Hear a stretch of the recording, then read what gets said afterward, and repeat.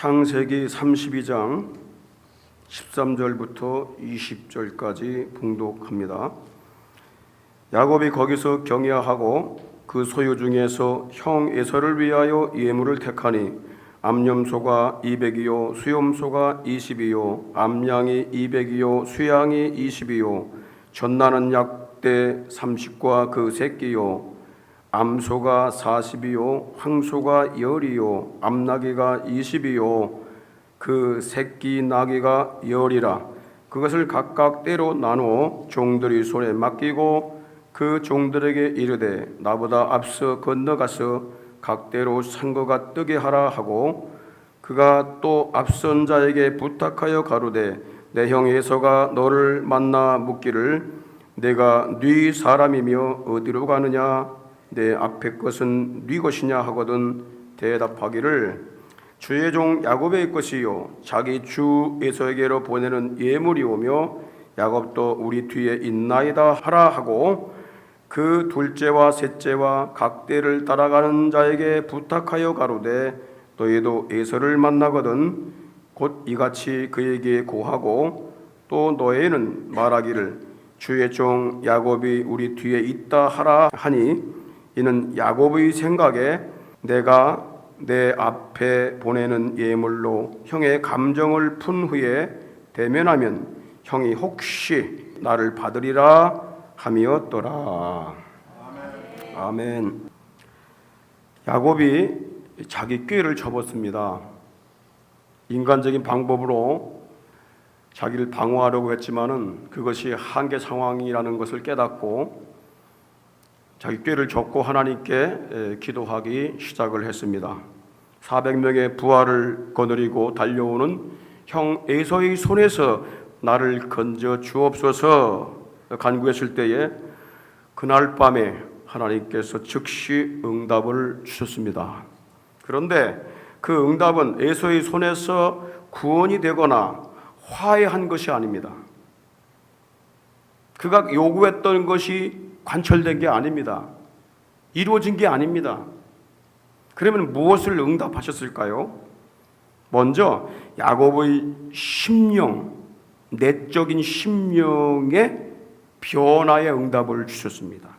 야곱의 마음과 생각을 선하게 변화되는 이 응답을 주신 것입니다. 하나님께서 기도하는 성도들에게 가장 먼저 주시는 응답이 뭐냐면은 어떤 요구를 들어주시기 이전에 선한 깨달음을 먼저 주신다는 거예요. 그리고 처한 상황을 이해할 수 있거나 또는 혹은 이겨나갈 수 있도록 마음의 그릇을 준비시켜 주시는 이 응답을 먼저 주신다는 것을 우리가 알아야 합니다. 빌립보서 4장 6절 7절에 보니까 아무것도 염려하지 말고 모든 일에 기도와 간구로 너의 구할 것을 감사함 하나님께 아뢰라. 그러면 모든 지각에 뛰어난 하나님의 평강, 위로부터 임하는 하나님의 평강이 너희 마음과 생각을 지키시리라. 어떤 일이 생겼어요. 참 불안하고 두려운 일이 생겼어요. 염려하지 말고 기도하라는 거예요.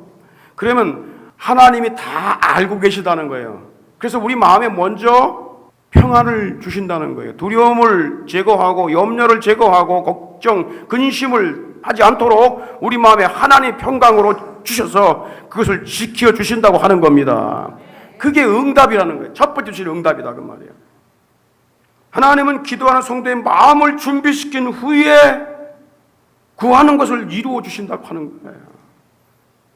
이것이 하나님의 기도 응답의 방법입니다. 그렇다면 하나님은 기도로 간구하며 밤을 지새운 이 야곱에게 어떤 응답을 주신 것일까요? 오늘 그것에 대해서 본문이 말씀하고 있는데 함께 상고해 보려고 합니다. 첫째, 하나님께서 에서와의 관계 속에서 응답을 주시기 전에 먼저 야곱의 마음에 응답을 주셨는데 그 첫 번째가 뭐냐면 따라합시다. 재물을 예물로 바꾸는 응답이다. 마음을 바꾸는 이 응답을 주신 거예요. 야곱이 기도하기 전에는 자기 재물에 대해서 소유에 대해서 어떤 계획을 가지고 있었지요? 창세기 32장 7절 8절에 야곱이 심히 두렵고 답답하여 자기와 함께한 종자와 양과 소와 약대를 두 떼로 나누고 가로되 에서가 와서 한 떼를 주면 남은 한 떼는 피하리라. 이게 기도하기 전에 가졌던 야곱의 전략이었어요. 자신의 모든 소유를 두 떼로 나누는 거예요. 한 떼가 공격받는 동안에 그 사이에 나머지 한 떼를 피해 보겠다는 계획입니다. 소유의 절반을 날려서라도 나머지 재산은 건져야 되겠다 하는 것이 이 야곱이 기도하기 전에 가졌던 계획이었습니다. 그가 하나님께 기도하기 전에는 어떤 방법으로든지 재물의 절반이라도 건져내야 하겠다, 내 자신의 신분을 보여야 되겠다, 가족을 보여야 되겠다, 이런 생각뿐이었어요. 자신의 소유를 형에게 예물로 나누어 주어야 되겠다는 생각은 꿈에도 못했어요. 물질에 대한 욕망이 마음의 눈을 가린 거지요. 물질로는, 인간의 꾀로는 자신의 생명을 지킬 수 없습니다. 자신의 생명을 보호할 수 없습니다. 물질의 마음을 뺏긴 자는 천국을 소유할 수가 없습니다. 예수님은 재물이 있는 자는 천국에 들어가기가 심히 어렵다, 그렇게 말씀했어요. 기도가 없어 영적으로 성숙지 못한 야곱은 물질을 이용하여 자신의 생명과 재물을 보호하고 가나안 땅을 차지해 보려는 이런 참으로 어리석은 생각을 가졌던 것입니다. 그러나 야곱이 하나님께 기도와 간구로 날을 센 그날 생각이 180도가 달라졌어요. 13절에 보십시오. 야곱이 거기서 경야하고 잤다는 얘기가 아닙니다. 뜬 눈으로 밤을 새웠다는 얘기예요. 그 소유 중에서 형 에서를 위하여 예물을 택했다. 자기를 미워하고 해하려고 하는 에서를 위해서 어떻게 해요? 형 에서를 위해서 예물을 택했다. 자신의 생명과 재산을 보호하기 위해 반이라도 날려버려야 되겠다라는 생각을 가지고 재물로 자기를 보호받으려고 했던 야곱이 밤사이에 어떻게 바뀌었어요? 이것을 예물로 형에게 주어야 되겠다. 이것이 하나님께서 기도한 야곱에게 주신 첫 번째 응답이다. 이 예물이 얼마나 되는 줄 아십니까? 14, 15절에 보게 되면 암염소가 200이라고 있어요. 수염소가 20이고 암양이 200이야. 수양이 20이야. 전나는 약대가 30. 그 새끼가 있고요. 암소가 40, 황소가 10, 암나귀가 20, 그 새끼 나귀가 10. 총 580마리예요. 근데 이 수를 계산해 보게 되면 580마리가 안 돼요. 근데 580마리예요. 왜 그러냐? 전나는 약대가 30마리인데 그 새끼라고 그랬어요. 그러니까 젖을 난다 이 말이 뭐냐면 새끼를 낳았다는 거야. 그러니까 어미와 새끼하고 같이 보낸 거예요. 그래서 총 580마리인데 값으로 환산하면은 5억 내지 6억이 됩니다. 상당한 예물이죠. 기도한 후에 재물의 절반이라도 자기를 해야 하는 형에게 예물로 주겠다는 결단을 한 거예요. 하나님은 기도하는 야곱에게 자신을 방어하는 데 사용하려고 했던 그 재물을 타인을 위한 예물로 선하게 활용해야 함을 깨닫게 하신 거예요. 마음과 생각을 변화시키는 것, 이것이 하나님이 야곱에게 주신 응답이다, 그 말이야. 야곱이 생명같이 아끼는 재물을 자기를 해하려고 하는 형을 위한 예물로 바꾸고 실행했을 때에 결국 형과 화해하고 협력하여 선을 이루게 된 것입니다. 재물을 어떻게 쓰느냐, 여기에 따라서 전혀 다른 상반된 결과가 나타납니다. 어차피 재물은 자신을 위해 써도 없어질 것이고 타인에게 예물로 주어도 없어집니다. 그러나 그 결과는 정반대로 나타납니다. 예수님께서 어리석은 부자에 대해서 말씀했죠. 한 부자가 큰 사업을 해갖고 엄청나게 큰 이득을 남겼어요. 그래서 창고를 더 크게 짓고 또 사업을 크게 확장을 했습니다. 더 많은 돈을 벌었어요. 여러 해 쓸 재물을 모았습니다.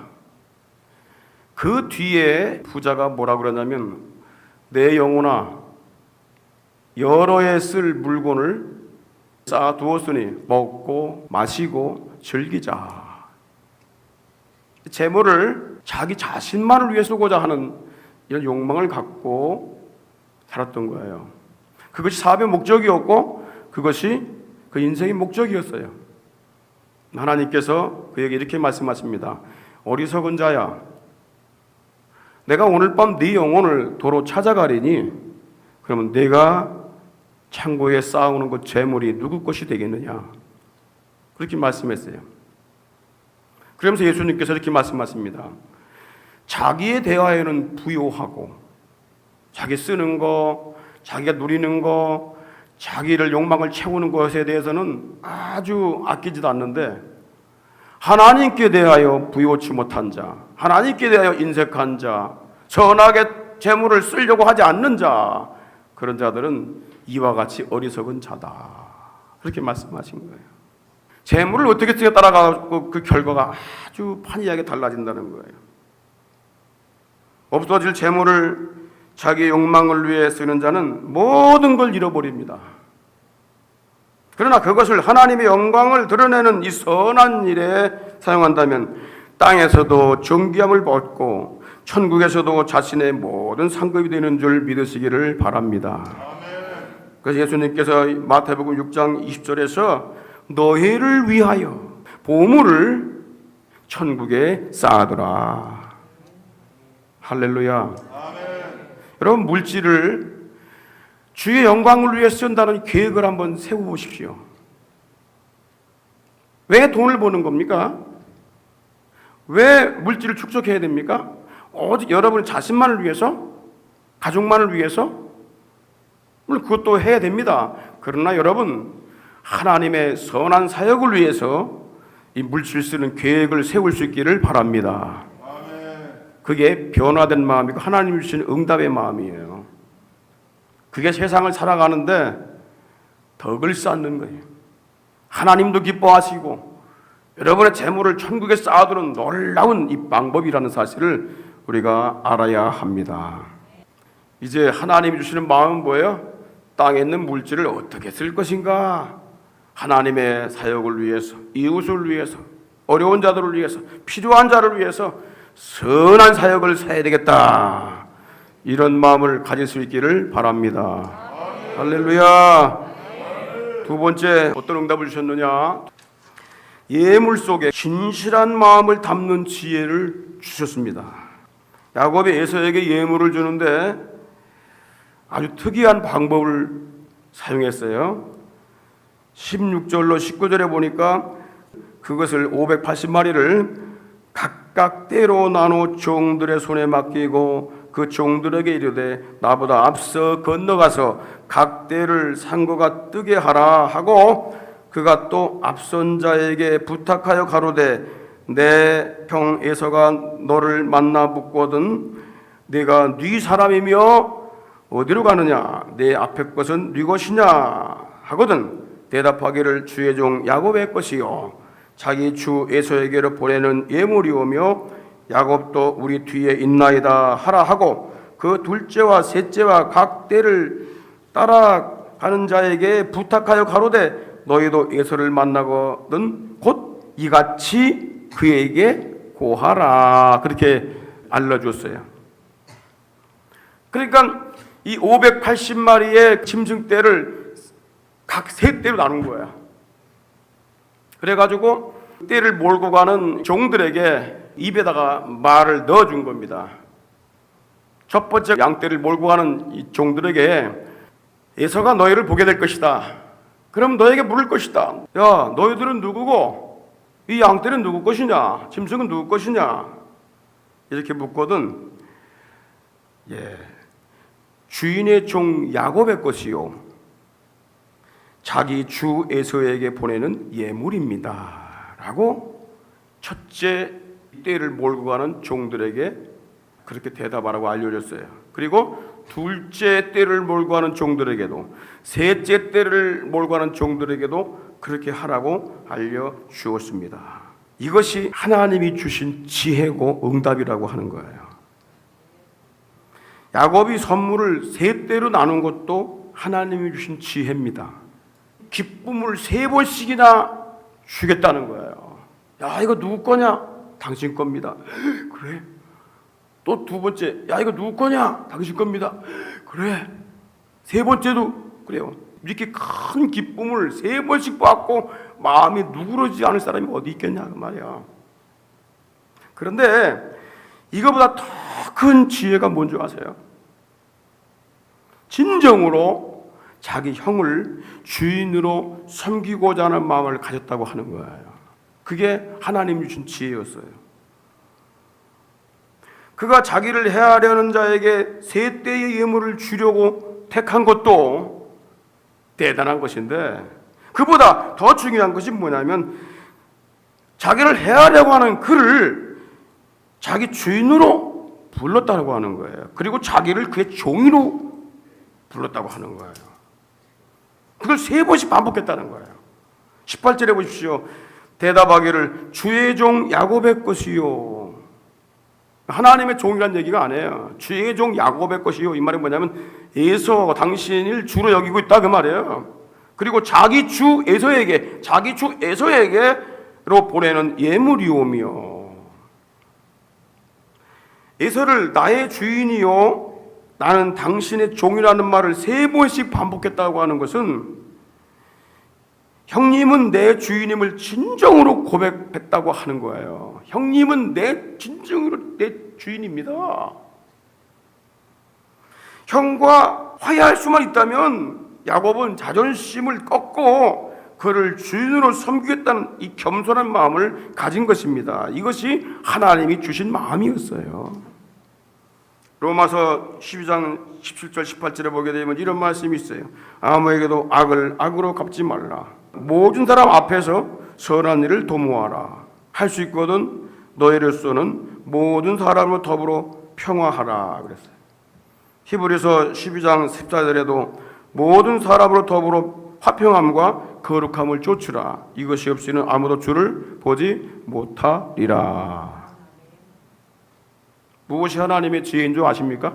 야고보서 3장 17절로 18절입니다. 오직 위로부터 난 지혜는 첫째는 성결하고, 둘째는 화평하고, 관용하고, 양순하며, 긍휼과 선한 열매가 가득하고, 편벽과 거짓이 없나니, 화평케 하는 자들은 화평으로 심어 의의 열매를 거두느니라.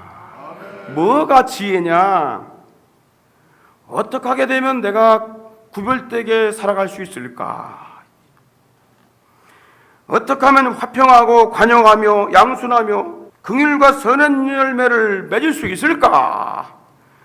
어떻게 하면 편벽과 거짓이 없이 행할 수 있을까? 어떻게 하게 되면 화평할 수 있을까라고 하는 이것을 간구하며 부르실 때에 하나님께서 그렇게 하도록 지혜를 주시는 것입니다. 할렐루야.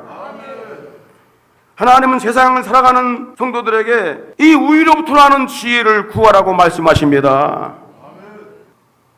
야고보서 1장 5절에 너희 중에 누구든지 지혜가 부족하거든. 이게 무슨 지혜예요? 하나님이 주시는 지혜단 말이에요. 모든 사람에게 후히 주시고 꾸짖지 아니하는 하나님께 구하라. 그리하면 주시리라. 할렐루야. 여러분, 이 지혜를 갖고 살 수 있길 바랍니다. 세상은 참 그렇지 않죠. 거짓과 편벽, 그리고 또 욕심과 욕망, 또 남을 또 어떻게 하게 되면 이용해서 내 것을 챙길까, 이런 마음으로 가득 차 있잖아요. 여기서 우리가 그들과 같은 생각으로 살아가면 그 지혜가 아니고 그건 사탄에게 붙들린 겁니다. 그들과 다를 바가 없다는 거예요. 우리는 어떻게 해요? 그럼에도 불구하고 거기 빠지지 않고 구별돼야 돼요. 거룩해야 됩니다. 뭔가는 달라야 됩니다. 하나님이 주신 이 지혜로 세상을 살아갈 수 있기를 바랍니다. 할렐루야. 마지막 세 번째로 하나님이 어떤 마음을 주셨느냐? 예물을 드려서 속죄받기를 원하는 마음을 주셨어요. 이 예물을 드려 속죄를 받아야 되겠다, 그런 마음을 주신 겁니다. 야곱의 간절한 마음은 형과 진정으로 화해하고 평화를 이루는 것이었습니다. 형의 마음을 사는 거였어요. 20절에 보게 되면 또 너희는 말하기를 주의 종 야곱이 우리 뒤에 있다 하라. 예물을 다 건넨 다음에 이 말을 하라고 그랬어요. 주의 종, 당신의 종 야곱이 우리 뒤편에 오고 계십니다. 왜 그랬냐? 이는 야곱의 생각에 내가 내 앞에 보내는 예물로 형의 감정을 푼 후에 대면하면 형이 혹시 나를 받으리라 함이었더라. 이 말씀 속에 중요한 몇 개의 단어가 있습니다. 첫째는 예물이란 단어예요. 예물이란 말은 선물, 곡물, 재물 그 뜻이 있어요. 야곱은 에서에게 단순하게 동물을 준 거 아니에요. 곡물이나 재물로 준 거예요. 곡물이나 재물은요, 낮은 사람이 높은 사람에게 줄 때 쓰는 단어예요. 곡물을 바친다, 재물을 바친다. 낮은 사람이 높은 사람에게 줄 때 쓰는 단어입니다. 그는 자기의 노력과 하나님의 도우심으로 정말 피땀 흘려 얻은 이 짐승떼를 형과 화해하기 위해서 자신을 굴복시킨다는 뜻으로 곡물이나 재물로 드린 거예요. 둘째는 감정이란 단어입니다. 형의 감정을 푼 후에. 이 감정이란 단어가 뭐냐면 파님이라고 하는 히브리어인데 얼굴 그 뜻이에요. 얼굴. 마음이 상하면 얼굴색이 변하잖아요. 야곱은 400명의 부하를 거느리고 올라오고 있는 형의 얼굴을 상상해 보았어요. 20년 전에 원수로 헤어진 에서의 얼굴이 증오로 덮여 있고 하나님이 주신 가나안 땅을 기업으로 받지 못하도록 저지하기 위해서 오는 에서의 얼굴은 성난 폭군의 얼굴임을 그가 상상하고 있었어요. 이 얼굴을 어떻게 하게 되면 좋은 얼굴로 바꿀 수 있을까? 어떻게 하게 되면 저 난폭한 얼굴, 화난 얼굴을 갖다가 가릴 수 있을까? 여기서 생각했던 거예요. 셋째는 풀다라는 단어인데 카파르라는 단어에 여러 가지 뜻이 있어요. 첫째는 덮다. 풀다란 말이 덮다. 예물로 우리 형의 얼굴을 싹 덮어야 되겠다. 또 진정하다, 화해하다. 그리고 중요한 단어가 또 있어요. 속죄하다. 속죄하다. 역청으로 그 위에 칠하다. 아주 중요한 단어입니다. 이건 풀다란 단어가. 그러니까 옛날에 형과의 맺었던 그 원수관계, 나의 잘못된 것들, 이것들을 다 용서받기를 원했어요. 속죄받기를 원했던 거예요. 예물을 드려서 속죄받기를 원했던 거예요. 야곱은 에서의 성난 얼굴을 그를 주로 섬기려는 마음과 자신의 예물을 드려 덮여지기를 원했다고 하는 거예요.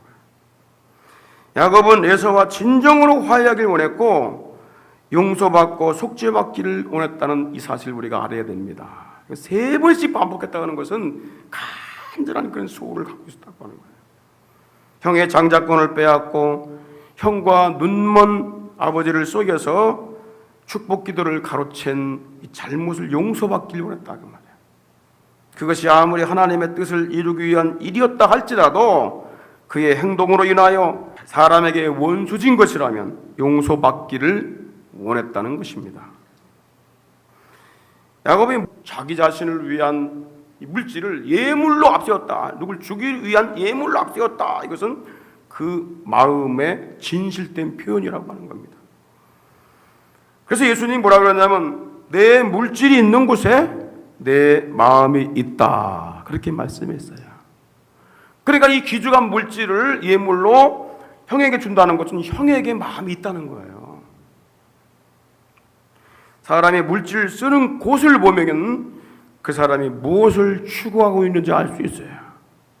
여러분 이 땅 살면서 봉급을 받고 물질을 또 벌고 하지요. 그 물질을 대부분 어디에 씁니까?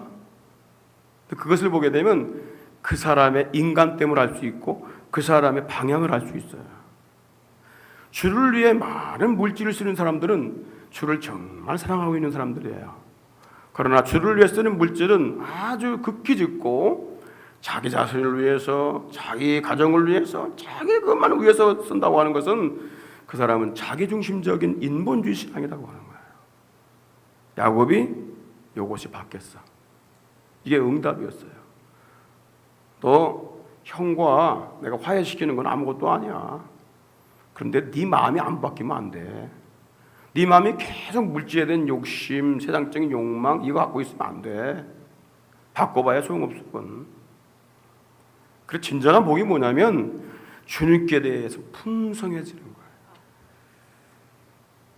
야곱이 자신의 물질을 형에게 예물과 곡물로 제물로 드림으로 3번씩 그것을 드리고 3번씩 반복해서 내 주라고 말하고 한 것은 그를 진정으로 주님으로 섬기겠다는 이 진정한 고백이라는 거죠. 그렇다면 야곱은 무엇 때문에 형에게 자존심을 버리고 형을 주인으로 섬기고 상당한 물질을 형에게 예물로 주면서 화해하고자 했던 것일까? 그 이유가 뭘까요? 왜 자기 자존심을 구겨가면서, 왜 자기의 물질을 손해를 보면서, 그리고 왜 자기가 그분의 종이 되고자 하는 마음을 가지면서 무엇 때문에 그렇게 하려고 했던 것일까? 이유를 분명히 알아야 됩니다. 단순히 목숨 살기 위해서 아닙니다. 하나님이 기업으로 주시겠다는 그 언약의 땅을 포기할 수 없었기 때문에 그런 거예요. 하나님이 조상 대대로 이 땅을 기업으로 주시겠다고 했는데 그것을 야곱에게 약속했어요. 이걸 포기할 수가 없었던 거예요. 예수 그리스도가 출생하실 언약의 땅을 차지하고 확보하기 위해서 그랬던 거예요. 야곱의 마음은 오직 하나님이 주신 언약의 땅을 기업으로 받는 것이었어요. 야곱은 상당한 재물을 에서에게 보낸 후에 모든 종들과 가축과 소유를 야복강을 건너게 하고 자신은 홀몸이 됩니다. 그는 하나님의 언약을 놓치지 않기 위해서 자신의 모든 것을 다 버린 겁니다. 다 포기해버린 거예요. 야곱은 그리스도께서 왕으로 오실 언약의 땅을 차지하기 위해서 땀 흘려 힘써 얻은 모든 것들을 돌려보내고 내려놓은 것입니다. 천국을 얻는 것이 그의 목적이었기 때문에 그랬던 거예요. 우리가 천국을 기업으로 얻으려면 세상 물질에 대한 욕망을 모두 내려놓아야 합니다. 장차 없어질 재물 때문에 영생을, 천국을 놓치는 어리석은 자가 되지 말아야 합니다. 세상의 모든 것들을 포기하더라도 가장 귀한 것, 영생을 붙들어야 할 줄 믿습니다. 마태복음 13장 45절 46절에 보게 되면 또 천국은 마치 좋은 진주를 구하는 장사와 같으니 극히 값진 진주 하나를 만남에 가서 자기의 소유를 다 팔아 그 진주를 샀느니라 그랬어요. 값진 진주를 찾는 이 진주 장사가 가장 값진 걸 발견했어. 다른 거하고 비교할 수도 없는 그 진주를 발견했어. 이걸 사기 위해서 자기가 가지고 있던 모든 걸 다 팔아서 샀다고 하는 거예요.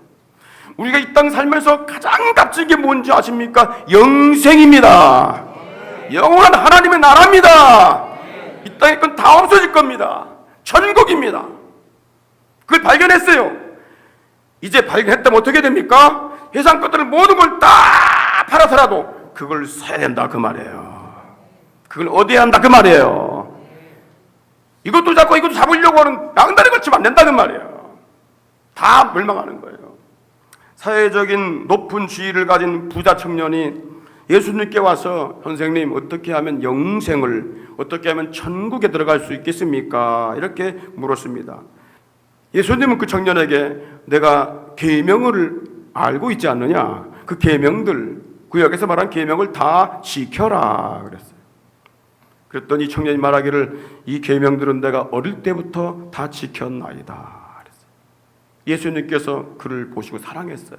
아, 이 대단한 청년이네. 부자인데도 불구하고 세속으로 빠지지 않고 계명들을 다 지켰으니까 얼마나 예수님께서 참 마음이 흐뭇했냐 말이에요. 그래서 예수님께서 부자 청년에게 이렇게 영생을 얻을 수 있는 비밀을 말씀합니다. 마가복음 10장 21절에 예수께서 그를 보시고 사랑하사 가라사대, 정말 사랑하는 마음 가지고 그에게 알려준 겁니다. 내게 오히려 한 가지 부족한 것이 있다. 요것 때문에 너 영생을 못 얻은 거야. 요것 때문에 너 천국에 못 들어간다. 그게 뭐냐? 가서 내게 있는 걸 팔아 가난한 자들에게 주라. 무슨 얘기냐면은 너 물질을 선한 사역을 위해 써. 너만 가지고 있지 말고, 너 그것 가지고 네 부를 자랑하지 말고, 그것 가지고 네 지위를 자랑하지 말고, 그것 가지고 네 권세를 드러내지 말고, 너 그걸 팔아서 가난한 자들을 위해서 사용해. 그리고 와, 그럼 내가 받아줄게.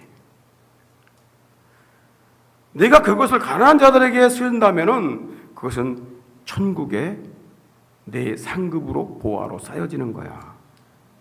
그런데 네가 선한 사역을 했던 물질이, 예물이 천국의 보물로 쌓여지려면은 영생을 얻어야 돼. 그러려면 나를 따라와야 돼, 그 말이야. 이게. 물질을 선하게 사용하는 것이 천국의 보물을 쌓아두는 거다 말이에요. 그런데 예수를 따르는 것, 그것이 없이는 그 보물은 무용지물 될 수가 있다. 우리가 이 땅에서 하나님 안 믿고도 선한 일 많이 합니다. 예수 없이도 선한 일 많이 하고 좋은 일 많이 하고. 근데 문제는 뭐냐면 예수를 믿으면 그것이 상급으로 쌓여지게 돼요. 근데 안 믿으면 그게 무효가 돼요. 그래서 요한 웨슬레라고 하는 감리교 창시자, 이 웨슬레가 뭐라 그랬냐면 하나님을 모르는 자들의 선행은 빛나는 악덕이다 그랬어요. 빛이 나긴 나.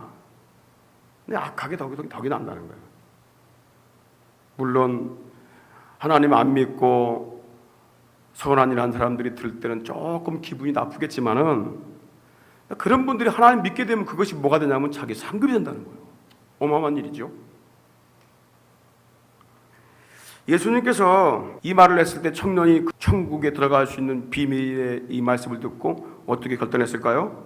22절에 보니까 그 사람은 재물이 많은 거로 이 말씀을 인하여 슬픈 기색을 띠고 근심하며 가니라 그랬어요.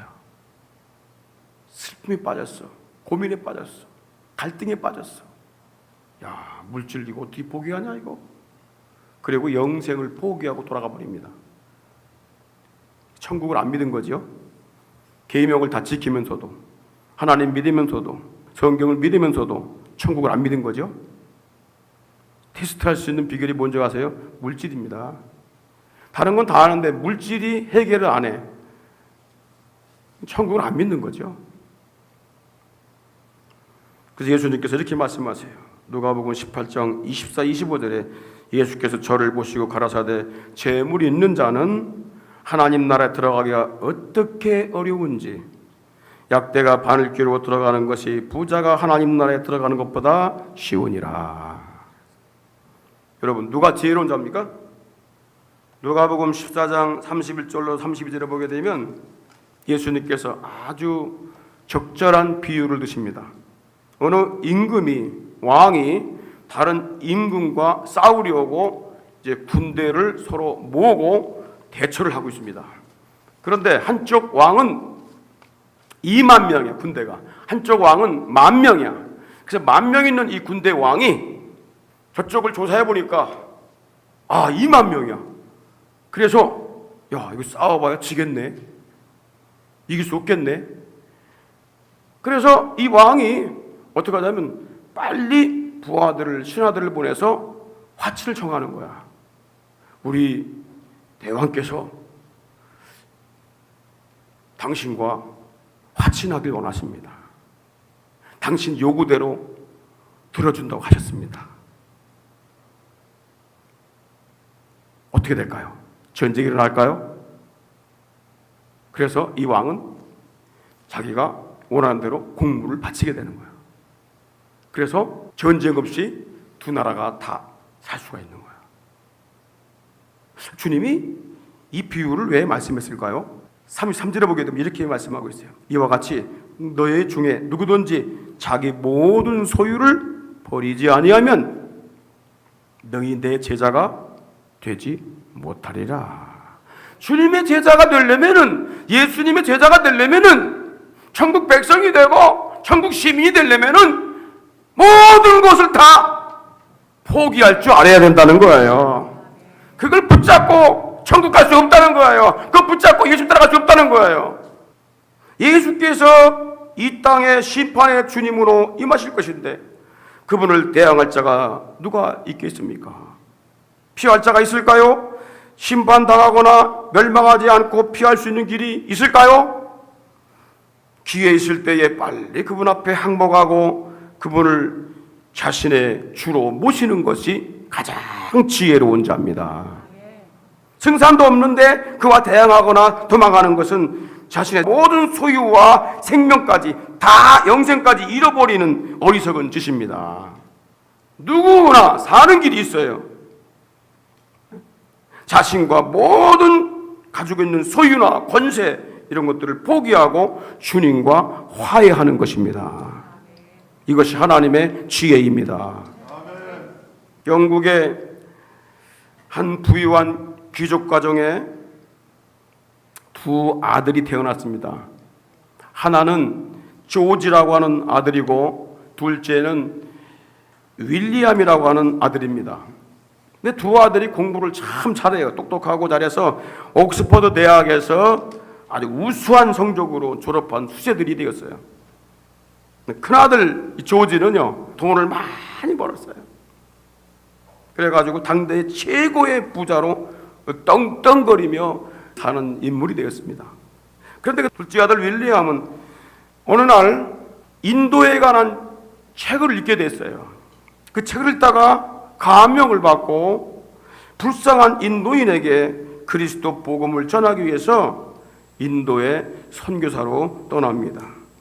그건 자기의 지식, 자기의 재능, 자기의 명성, 학벌 이런 거 다 포기하고 주를 위해서 인도의 선교사로 떠납니다. 온 집안 식구들과 친구들이 그를 다 미쳤다고 그랬어요. 이 윌리엄은 인도에서 예수 복음을 전파하면서 학교와 병원들을 세우고 또 성경을 번역해가지고 펴내는 일을 했습니다. 이 사람이 바로 윌리엄 캐리입니다. 이 윌리엄 캐리의 선교 일생은요, 근대의 세계 선교의 초석이 되었고 사람들은 그를 가리켜서 선교의 아버지다 그렇게 불렀습니다. 부자였던 조지는 남에게 베풀질 않고 구두쇠란 별명을 듣고 살았습니다. 그는 자신의 재산을 누가 훔쳐갈까 봐 사람들을 경계하며 아주 불안한 나라를 살다가 인생을 마쳤어요. 영국의 대백과사전에 보면은 윌리엄 캐리에 대해서는 인도 선교로 갔던 윌리엄 캐리에 대해서는요 한 페이지 반을 쓰고 있다고 그래요. 그런데 당대의 부자로 재물을 가지고 떵떵거리며 살았던 이 조지 캐리에 대해서는 단 한마디, 조지 캐리가 누구냐? 윌리엄 캐리의 형, 그것만 기록되어 있다고 합니다. 옛말 이런 말 있죠. 호랑이는 죽어 가족을 남기고 사람은 죽어서 이름을 남긴다.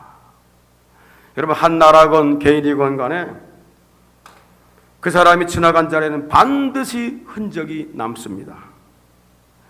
주 예수 그리스도가 오신다는 언약을 붙잡고 후대에 전하기 위해서 자신의 모든 걸 포기했던 야곱, 그는 가장 아름다운 존귀한 빛나는 이름을 얻게 된 줄 믿으시기 바랍니다.